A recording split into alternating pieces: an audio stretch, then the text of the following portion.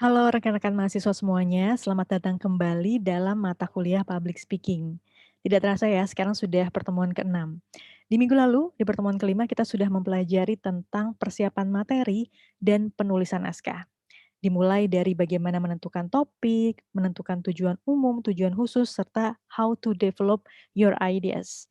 Tentu kita juga sudah mempelajari model-model nih, cara mendevelop ideas-nya, di mana untuk speech yang to persuade, to inform, dan to inspire, modelnya beda-beda, karakteristiknya berbeda-beda.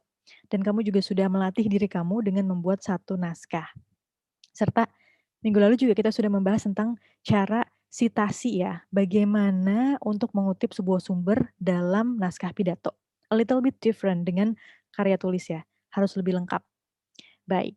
Nah, apakah sudah sampai di situ tentang naskah ini? Tentu tidak. Setelah kita punya materinya nih, kita sudah mengumpulkan semua materi yang ingin kita sampaikan, kita harus menyusunnya menjadi sebuah struktur yang mudah untuk dimengerti, yang sesuai dengan logika. Nah, makanya di pertemuan kali ini kita akan mempelajari how to structuring your speech. Dimulai dari opening, body, dan closing. Langsung saja ya kita bahas. Saya akan share screen.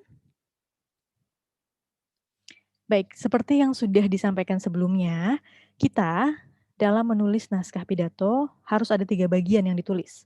Yang pertama opening-nya, body, dan juga closing. Mari kita bahas satu persatu.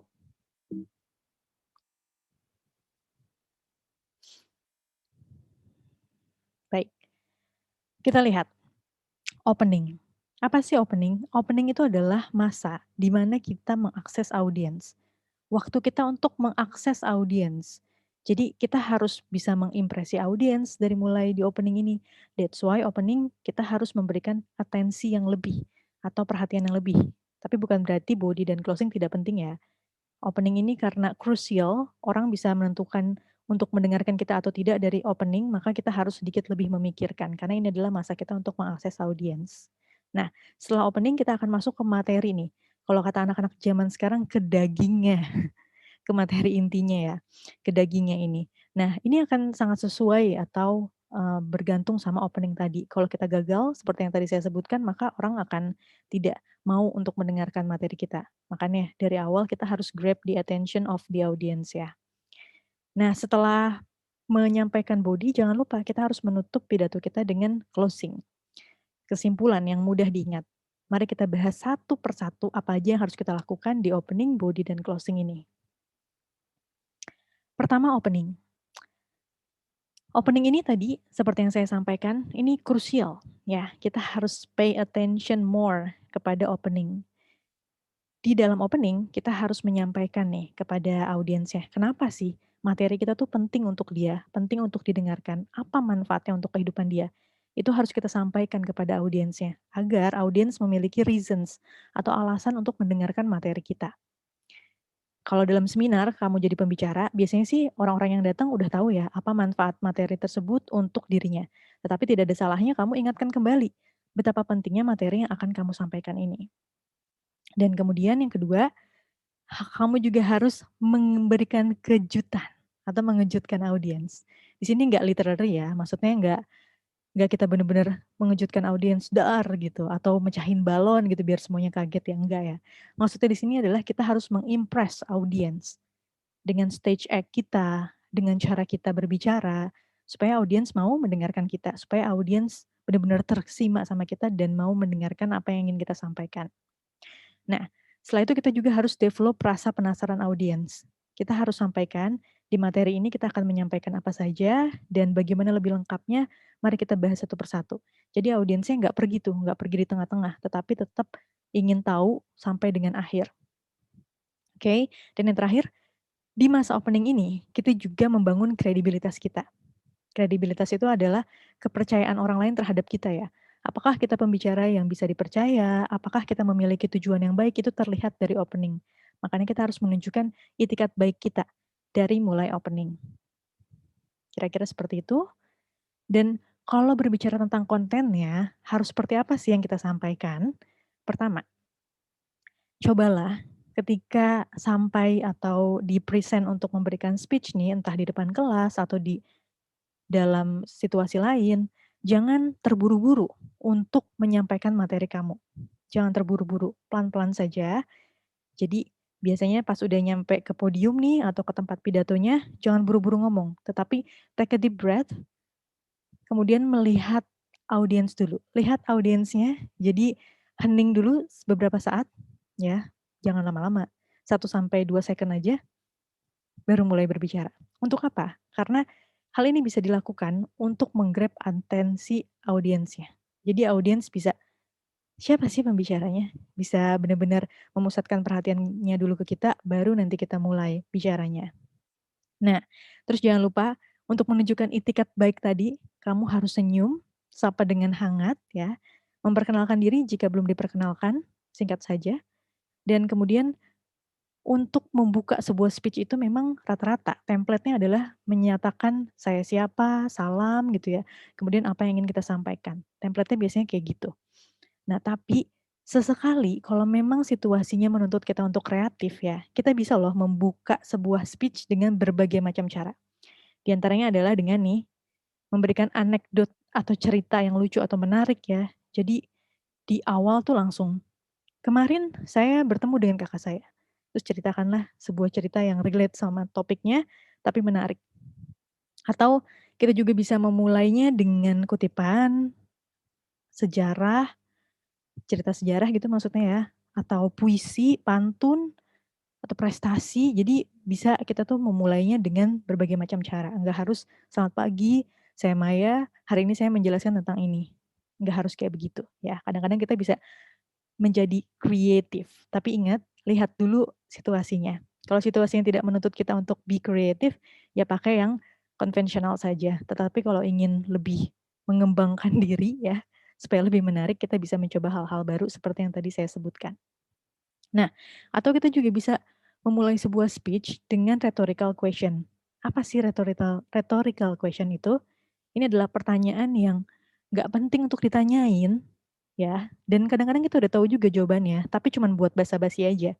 Misalnya, halo semuanya, selamat pagi, apa kabar? Apakah sudah sarapan? Nah, hal-hal seperti itu kan sebenarnya nggak perlu ditanyakan ya, tapi nggak apa-apa, supaya basa-basi, untuk membangun kedekatan kita sama audiens. Tapi make sure ketika kamu menanyakan rhetorical question, kamu udah tahu tuh bagaimana cara nanti mereplaynya. Karena kadang-kadang gini, kita menanyakan sesuatu, kita kira jawabannya iya. Udah pada sarapan kan semua? Kita kira jawabannya iya. Tapi ternyata ntar jawabannya, belum. Aduh lapar nih, gimana dong gitu. Nah, itu kan sesuatu yang tadinya kalian nggak expect ya. Nah, kalian harus mempersiapkan juga. Kalau audiensnya kira-kira ngomong tidak, belum, kamu nanti reaksinya seperti apa, biar nggak awkward. Oke? Jadi itu adalah beberapa cara untuk memulai sebuah speech. Selanjutnya, ketika kita masuk ke body, ke dagingnya nih, ya, kamu harus bisa memperhitungkan durasi. Jadi akan sangat jelek sekali pidato kita kalau nggak pas gitu. Jadi misalnya kita disuruh speak 5 menit, tapi ternyata speech kita naskahnya untuk 8 menit, sehingga kita harus diberhentikan di tengah-tengah. Nah, itu kan jadi kurang impactful naskah kita. Sayang sudah dipersiapkan tapi tidak terdeliver semua. Jadi satu, kamu harus memperhitungkan kira-kira naskah kamu tuh sudah cukup belum sama durasi yang disampaikan. Biasanya nih, untuk durasi sekitar 5 menit, poin yang bisa kita sampaikan atau jelaskan itu antara 2 sampai 5. Kalau lebih dari itu kayaknya nanti kurang deep pembahasannya. Gitu, ya. Kemudian kita juga bisa menyusunnya, ya kan, menyusun poin utama ini seperti yang kita sudah pelajari minggu lalu, itu dengan model-model tertentu sesuai dengan tujuannya. Kalau to inform, kita harus menyusunnya menjadi informasi 1, 2, 3. To persuade harus ill, blame, cure, and call of action. To inspire, kita harus memasukkan story-story, di mana naskahnya harus naratif dan juga deskriptif. Nah, tapi untuk lebih detailnya, kamu bisa menyusun materi kamu dengan dengan cara chronological, yakni menceritakan dari awal sampai akhir, ya berdasarkan urutan waktu. Atau kamu juga bisa menceritakan sesuatu dengan cara spasial. Spasial itu proses. Jadi misalnya untuk membuat kue, yang pertama harus dilakukan adalah apa, yang kedua apa, yang ketiga apa, sampai benar-benar jadi. Gitu ya, proses atau urutan. Atau bisa jadi suatu tempat tertentu. Jadi kamu mau menjelaskan sebuah gedung, dimulai dari lobinya, kemudian kantin, kemudian ruangan kelas, dan lain sebagainya. Nah, selain itu, kamu juga bisa men-structure sebuah pesan dengan causal ya. Tipe causal ini sebab akibat. Jadi akibatnya apa, karena kenapa. Problem solution juga kurang lebih sama, jadi ada masalahnya apa, kemudian solusinya apa.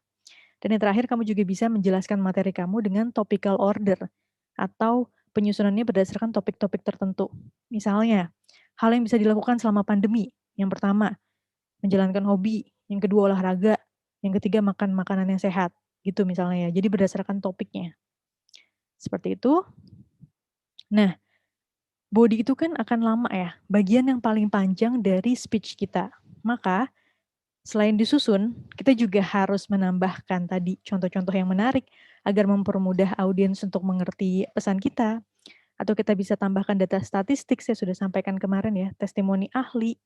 Kamu juga bisa mencoba untuk berinteraksi, jadi jangan benar-benar menutup diri dari audiens, kamu bisa berinteraksi selama kamu menjelaskan tentang daging atau materi kamu ini. Dan terakhir, kamu juga bisa tambahkan humor atau lelucon ya, supaya audiensnya nggak bosen. Tapi ingat, lihat dulu settings acaranya, apakah memungkinkan untuk ditambahkan humor atau tidak. Karena sebenarnya humor ini bisa membuat audiens refresh dan ready untuk mendengarkan materi lagi. Jadi it's okay untuk menambahkannya. Nah, setelah bodinya kita selesai sampaikan, jangan lupa kamu juga harus mempersiapkan closingnya. Kadang-kadang closing ini adalah hal yang paling disepelekan. Ya jadi, ya udahlah closingnya nanti ngomong, ya begitulah pokoknya. Jadi saran saya tolong dilakukan ya. Nah, itu akan membuat presentasi kamu atau speech kamu yang sudah oke dari awal jadi kurang profesional. So think about your closing. Closingnya nggak usah panjang-panjang, biasanya rekap poin-poin utama yang lagi dibahas aja, yang sudah dibahas, kemudian kasih sedikit kesimpulan dan sentuhan emosional. Maksudnya sentuhan emosional nih, dari semua hal yang sudah dibahas, kira-kira ada nggak suatu pesan yang bisa nyampe ke audiens dan menggugah perasaan audiens gitu ya. Jadi kasih positive notes supaya mereka tersentuh secara emosi. Misalnya kamu sudah membahas mengenai bagaimana untuk menjadi orang yang lebih baik. Terus kamu sudah sampaikan poin-poinnya dan yang di terakhir kamu sampaikan, don't forget to be kind to one another. Misalnya kayak gitu. Jadi tambahkan sentuhan emosional, positive notes dalam closing kamu. Dan jangan lupa untuk mengucapkan terima kasih. Karena audiens sepanjang kamu memberikan pidato sudah lelah ya mendengarkan. Jadi don't forget to thank them. Berterima kasihlah karena mereka sudah meluangkan waktunya untuk mendengarkan materi kita. Oke, apakah sudah cukup? Opening, body, closing? Tentu tidak. Ada satu lagi nih yang bisa membuat pidato kita menjadi semakin perfect. Kita harus bumbui dengan connectives. Apa itu connectives? Connectives itu adalah penghubung ya. Jadi jangan sampai dari opening, kemudian body, semuanya itu jumping sampai ke closing. Ya, apalagi waktu kamu menjelaskan tentang materinya, jangan sampai dari satu poin ke poin lainnya jumping. Jadi ujuk-ujuk langsung ganti materi gitu ya. Berikanlah transition atau connectives. Connectives itu bentuknya bisa dalam bentuk transition, internal previews, internal summaries, dan signpost. Kalau transition tuh seperti ini ya contohnya. Selanjutnya mari kita melihat hal berikutnya adalah seperti itu kata-katanya, contohnya transition.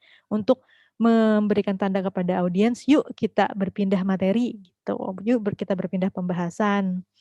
Nah, atau kamu juga bisa pakai internal previews, statement yang membawa audiens mengetahui poin yang akan dibahas selanjutnya. Jadi langsung dibahas, setelah membahas ini, selanjutnya kita akan membahas tentang A, B, C, gitu. Atau kamu juga bisa pakai internal summaries, rangkum poin sebelumnya, jadi kamu bisa mulai merangkum aja, kira-kira oke, jadi di part pertama ini kita sudah membahas tentang ini, dan ini gitu. Jadi merangkum apa yang sudah disampaikan sebelumnya.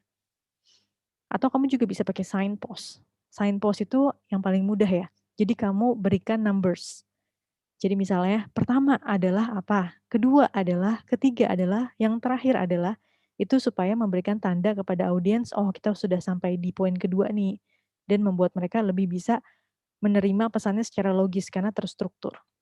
Oke, jadi jangan lupa untuk membuat opening, body, closings, dan bumbui dengan connectives. Oke, untuk pembahasan tentang how to structuring your speech ini sudah selesai, tetapi belum sampai di sini ya.